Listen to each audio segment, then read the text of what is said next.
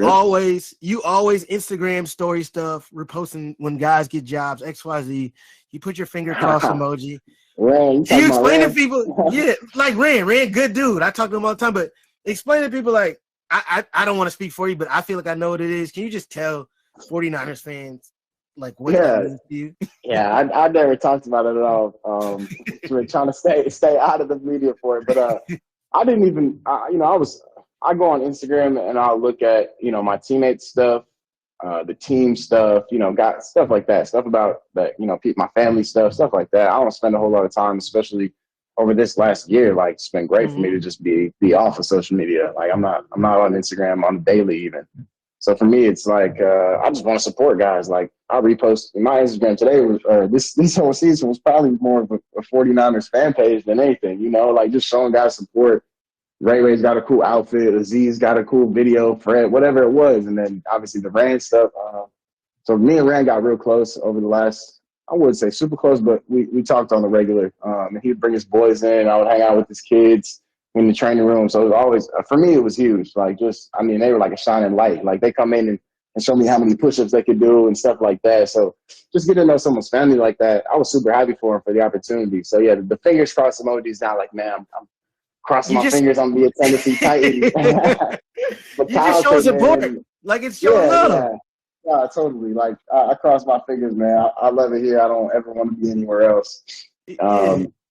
But yeah, we'll send that to each other in a text message. Like, you know what I'm saying? Like, I don't think people know. It is probably a cultural thing. Like, we're younger. You're really young, but we're younger dudes. Like, that's just how you would talk to somebody. Little finger cross, you know what I'm saying? We locked in. I'm happy for you support. that's probably my number one used emoji too. I didn't know. Kyle told me the next morning. I remember we walked into install meeting. And Kyle's like, "Have you seen everything? People saying you're going to the Titans and stuff."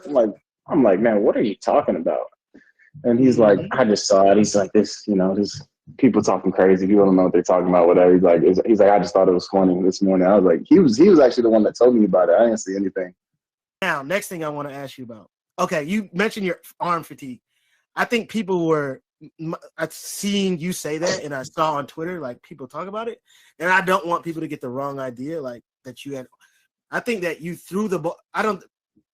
Coming from your last year of college football to your rookie season, you throw the ball more than you will ever throw a football in your life, right? Because this is the only time you do not get a break from a football season, training, draft prep right into the season. So arm fatigue, really, you're just saying like you had to throw a lot.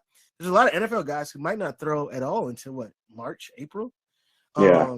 So correct me if I'm wrong, but you're just saying like your arm is just tired from lots of throws. Yeah, it was just honestly I don't know if there's someone out there, a quarterback that can throw that much. I mean, it was just realistically going back, COVID, and then I started throwing in May because I was rehabbing my hip. So that was when I started getting the ball back in my hand in May. So I threw from May 2020 all the way through that year, draft prep, get drafted the next April. So at that point, I had been throwing for a year straight.